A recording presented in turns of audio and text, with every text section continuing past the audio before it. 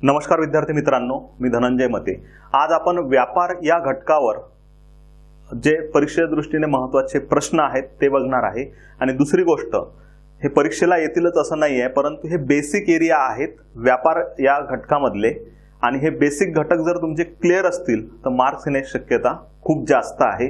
म्हणून व्यापार घटक करताना हे बेसिक पॉइंट्स आणि संकल्पना ह्या तुम्हाला टोटल माहित असल्या पाहिजे। त्याच दृष्टीने आपण हे प्रश्न कव्हर करणार आहे। तर सुरुवातीला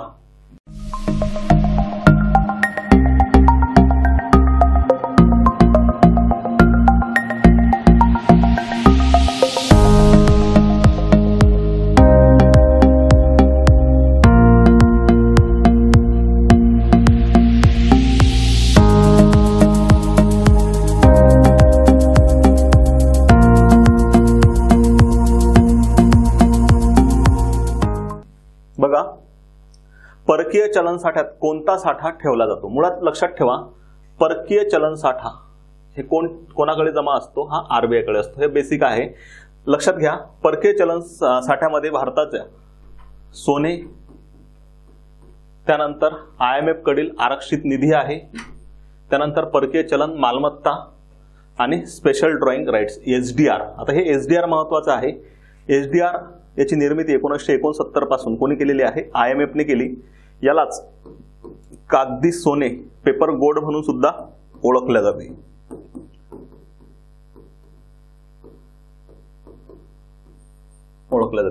तर भारत हा परकीय चलन साठ्यात कोणता साठा ठेवतो? तर सोने पण ठेवते। IMF कडे आपला रिझर्व्ह ट्रान्स पोझिशन आरक्षित निधी IMF कडील, त्यानंतर परकीय चलन मालमत्ता। परकीय चलन मालमत्तेमध्ये आपण सर्वाधिक पैसा जो आहे तो डॉलर मध्ये ठेवतो, ठीक आहे। त्यानंतर स्पेशल ड्रॉइंग राईट्स याची निर्मिती 1969 पासून कोणी केलेली आहे? IMF ने। यालाच काय म्हणून ओळखले? कागदी सोने। तर यामध्ये परकीय चलन साठा कोणता ठेवला जातो? तर वरील पैकी सर्व। ओके। त्यानंतर बघा दुसरा प्रश्न, SDR ला कागदी सोने म्हणून ओळखतात, तर त्याची निर्मिती केव्हापासून झाली? पॉइंट लक्षात ठेवा। स्पेशल ड्रॉइंग राईट्स याची निर्मिती 1969 पासून कोणी केलेली आहे? IMF ने केली आहे, इंटरनॅशनल मॉनिटरी फंड। नेक्स्ट आहे सातवी आर्थिक गणना। सातवी आर्थिक गणना याबाबत अयोग्य विधान ओळखा। ओके। आर्थिक गणना जी आहे याला सुरुवात 1977 पासून झालेली आहे, आणि ही सातवी आर्थिक गणना जी आहे तिची सुरुवात त्रिपुरा या ठिकाणाहून झाली होती। बघा, ही आर्थिक गणना महाराष्ट्रातून सुरू झाली, तर हे स्टेटमेंट चुकीचं आहे। त्रिपुरा येथून झालेली आहे। सातवी आर्थिक गणना जुलै 2019 पासून सुरू झाली आहे, बरोबर आहे। आर्थिक गणना किती वर्षांनी होते? तर दर 5 वर्षांनी होते। सांख्यिकीय कार्यक्रम अंमलबजावणी मंत्रालय या अंतर्गत ही केली जाते। सध्या स्थितीमध्ये यासाठी स्टॅटिस्टिकल ऍक्ट जो आहे 2008 या अंतर्गत ही आर्थिक गणना केलेली आहे। स्टॅटिस्टिकल सांख्यिकीय कायदा 2008। पहिली आर्थिक गणना कधी झाली होती? 1977। तर इथं कोण करते हा एक पॉइंट माहित पाहिजे। किती वर्षांनी करते हा पण पॉइंट माहिती पाहिजे। त्यानंतर पहिली कधी झाली होती, हा म्हणजे हा एक स्टॅटिक भाग आहे, न बदलणार आहे। तर हे दोन जे आहे C आणि D ऑप्शन आपल्यासाठी खूप महत्त्वाचं आहे। नेक्स्ट आहे योग्य विधाने ओळखा। व्यापार तोल हा व्यवहार तोलाचा भाग नाही। मुळात लक्षात ठेवा, व्यवहार तोल म्हणजेच balance of payment, BOP। BOP वर एकूण 2 खाते आहेत। एक आहे करंट अकाउंट, त्याला म्हणतात चालू खाते, आणि दुसरं आहे कॅपिटल अकाउंट, त्याला म्हणतात भांडवली खाते। चालू खात्यावर पुन्हा 2 आहेत, एक व्हिजिबल त्याला म्हणतात दृश्य, आणि दुसरं इनव्हिजिबल त्याला म्हणतात अदृश्य। दृश्य खाते जे आहे हे वस्तूच्या आयात प्लस निर्यातीबाबत आहे, आणि यालाच काय म्हणून ओळखतात? व्यापार खाते। म्हणजेच BOP म्हणजेच काय झालं? व्यवहार तोल।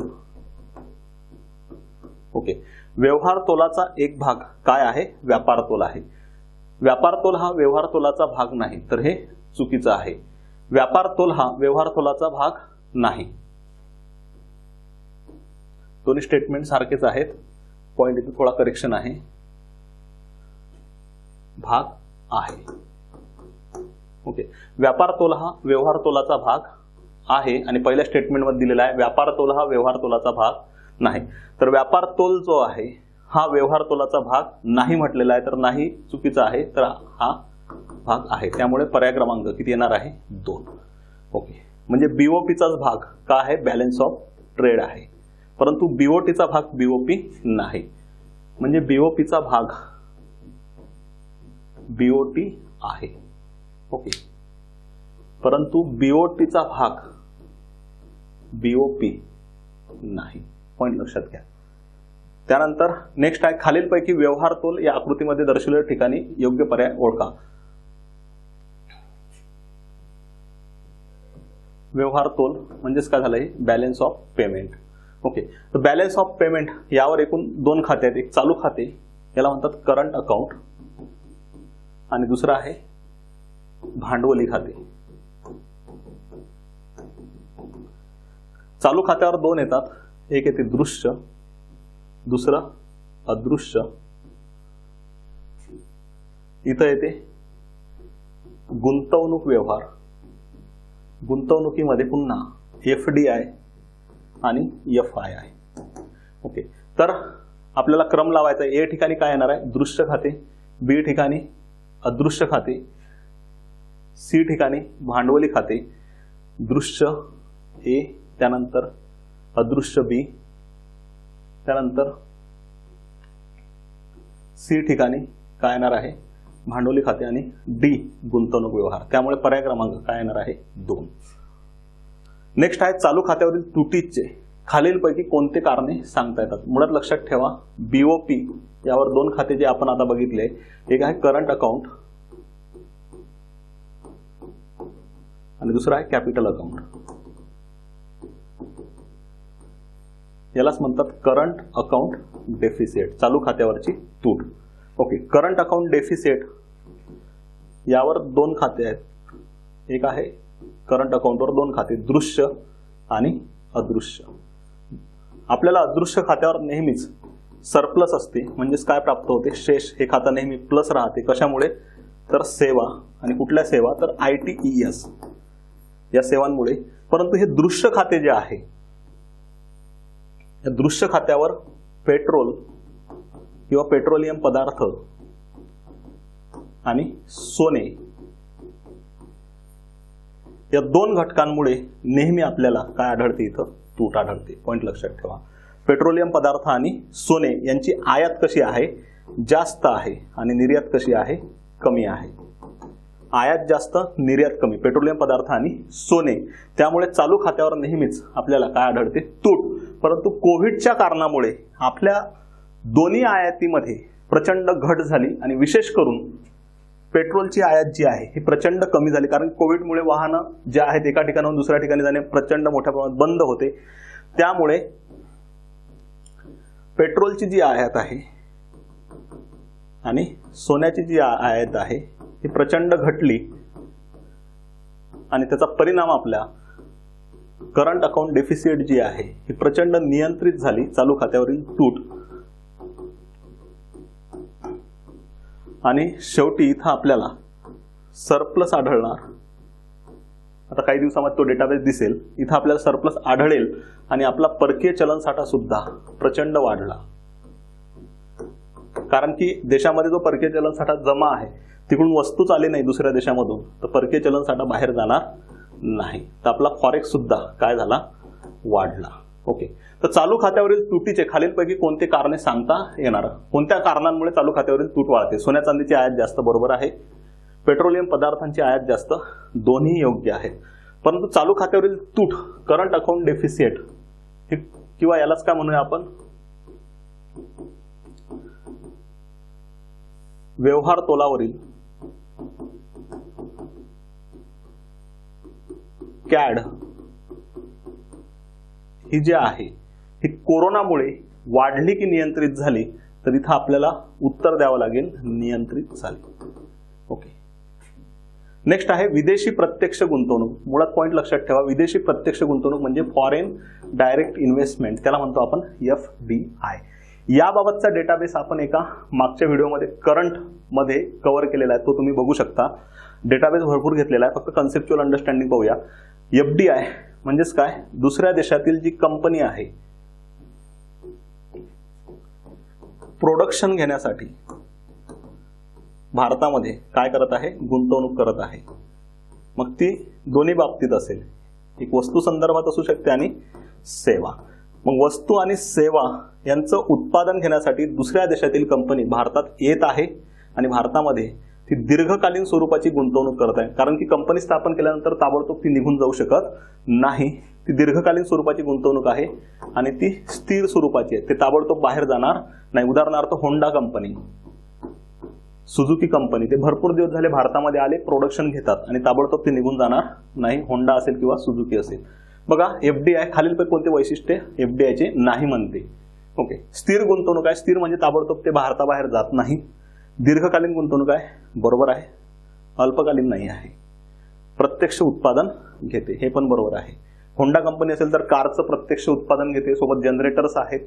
ओके, स्थिर आहे, ताबडतोब ते देशाबाहेर जात नाही आणि आल्यानंतर ते दीर्घकाळ भारतात टिकून राहते. अल्पकालीन जर गुंतवणूक म्हटली तर फॉरेन इन्स्टिट्यूशनल इन्व्हेस्टर, त्याला म्हणतात एफआय गुंतवणूक.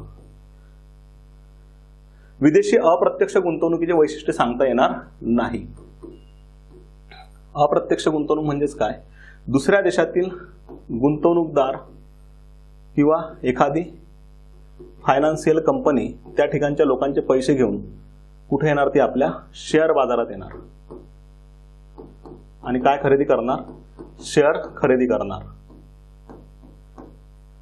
जर भारतामध्ये त्यांना रिटर्न शेअर गुंतवणूक केल्यानंतर जर रिटर्न जास्त मिळत असतील तर ते दीर्घकाळ भारतात राहतील आणि कमी मिळत असेल तर ते भारतातून गुंतवणूक काय करतील, काढून घेतील. एफआय गुंतवणूकदार म्हणजे दुसऱ्या देशातील गुंतवणूकदार भारतामधील कुठे येत असतात, शेअर मार्केटमध्ये येतात. शेअर बाजारात ते काय करत आहेत, गुंतवणूक करत आहेत. जर रिटर्न जास्त भेटत असेल तर भारतीय शेअर मार्केटमध्ये ते राहतील. जर रिटर्न त्यांना कमी मिळतील तर ते त्यांच्या गुंतवणुकी कमी करून घेतील. म्हणून ही कुठल्या स्वरूपाची आहे, सट्टेबाजी स्वरूपाची आहे. ओके, जर त्यांना रिटर्न कमी मिळालं तर ते भारतामधून गुंतवणुकी काय करतात, काढून घेतात. विदेशी अप्रत्यक्ष गुंतवणुकीचे वैशिष्ट्य सांगता येणार नाही. ही अस्थिर आहे. अस्थिर म्हणजे त्यांना रिटर्न कमी मिळलं ते गुंतवणूक काढून घेतात. अल्पकालीन आहे, बरोबर आहे. जेवढा काळ त्यांना रिटर्न जास्त मिळेल तेवढे काळ ते मार्केटमध्ये थांबतात. हे भारतात जर आले केवळ परकीय चलनसाठा वाढतो, बरोबर आहे. यांच्यामुळे प्रत्यक्ष रोजगारात वाढ होत नाही. पॉईंट लक्षात ठेवा. एफआय गुंतवणुकीमुळे प्रत्यक्ष रोजगारात वाढ होत नाही किंवा प्रत्यक्ष उत्पादन सुद्धा वाढत नाही. दीर्घकालीन गुंतवणूक आहे, हा पॉईंट चुकीचा आहे. पर्याय क्रमांक किती येणार, 4. 2016-17च्या तुलनेत भारताची चालू खात्यावरील तूट 18-19 मध्ये कॅड करंट अकाउंट डेफिसिट, चालू खात्यावरील तूट आपण पाहिलेला आहे. बीओपी वर 2 खाते असतात, एक चालू आणि दुसरे भांडवली. चालू खात्यावर पुन्हा दृश्य आणि अदृश्य. तर या चालू खात्यावर जे करंट अकाउंट डेफिसिट म्हणजेच काय, सोप्या भाषेत सांगतो. करंट अकाउंट डेफिसिट आहे म्हणजेच भारतामधील ज्या पेमेंट जे आहे भारताचं हे कसं आहे, जास्त आहे आणि भारतामध्ये येणाऱ्या रिसिप्ट ज्या आहेत ह्या कशा आहेत, कमी आहेत. येणारा पैसा कमी आणि जाणारा पैसा जास्त, एकदम सोप्या भाषेमध्ये. मग चालू खात्यावर तूट असण्याचं कारण आहे पेट्रोलियम पदार्थांची आयात जास्त, सोने चांदीची आयात जास्त. 16-17च्या तुलनेत भारताची चालू खात्यावरील तूट 2018-19 मध्ये इथं थोडाफार डेटाबेस दिलेला आहे. हा तुम्हाला एक्झाम मध्ये सुद्धा कामी येऊ शकतो. 16-17 मध्ये तूट म्हटलं तर मायनसमध्येच राहणार. 0.6% होती, 1.8 आणि 2.1 म्हणजेच काय झाली, इथं वाढली आहे 18-19 मध्ये. पर्याय क्रमांक किती येणार, 2. नेक्स्ट आहे अवमूल्यनाचे खालीलपैकी कोणते उद्दिष्ट आहेत. मुळात एक पॉईंट लक्षात ठेवा, अवमूल्यनाबाबत आपण एक डिटेल व्हिडिओ टाकलेला आहे युट्यूबला, तो तुम्ही बघू शकता. तर त्या ठिकाणी पूर्ण डिटेल्स दिलेले आहेत. तर अवमूल्यन जे आहे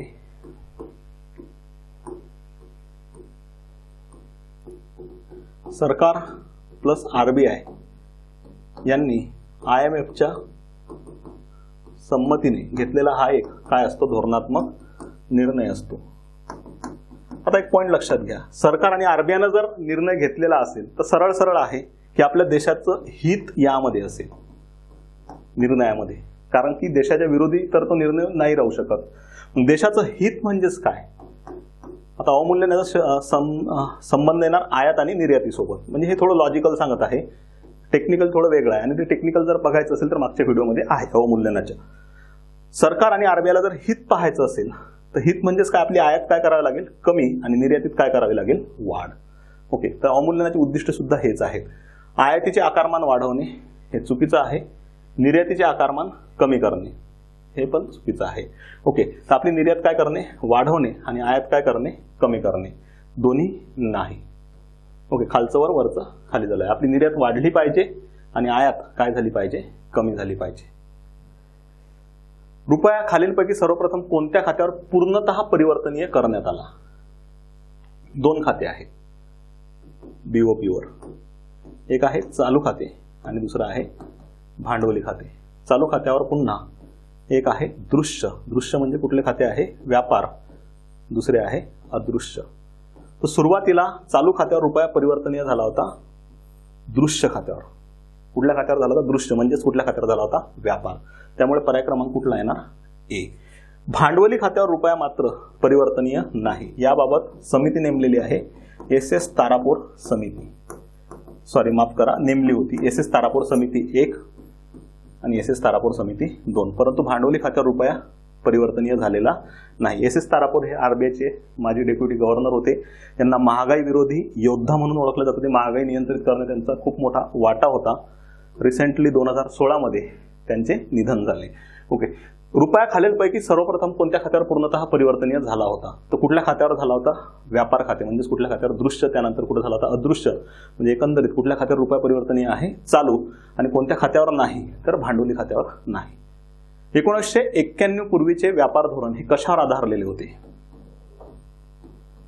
91 ला आपण 24 जुलै 1991 ला, तुम्हाला माहिती असेल, आपण लिबरलायझेशन, प्रायव्हेटायझेशन, ग्लोबलायझेशन हे धोरण स्वीकारलं.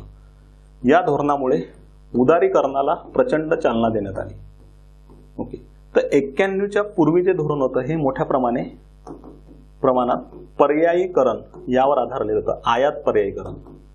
याचा अर्थ काय होते की दुसऱ्या देशातून वस्तूची आयात न करता त्याला पर्यायी वस्तू भारतातच तयार करायच्या. म्हणजे मार्कर हा दुसऱ्या देशातून आणायचा नाही आणि भारतातच हा तयार करायचा. त्याला काय म्हटलेलं आहे, आयात पर्यायीकरण. 91 पूर्वीचं व्यापार धोरण हे कशावर आधारलेलं होतं, आयात पर्यायीकरण. आणि 91 नंतर हे कशावर आधारलेलं होतं, आयात उदारीकरण. ओके, तर हे सर्व आपण बेसिक प्रश्न कव्हर केलेले आहेत आणि खूप महत्त्वाचे वाटतात मला हे एरिया. या एरियावर तुमची जेवढी कमांड असेल, बाकी फॅक्च्युअल डेटा तुम्हाला जवळ करता येतो आणि कन्सेप्च्युअल याच एरियामध्येच प्रचंड कमांड असली पाहिजे. तर या ठिकाणी आपण थांबूया. Thank you so much.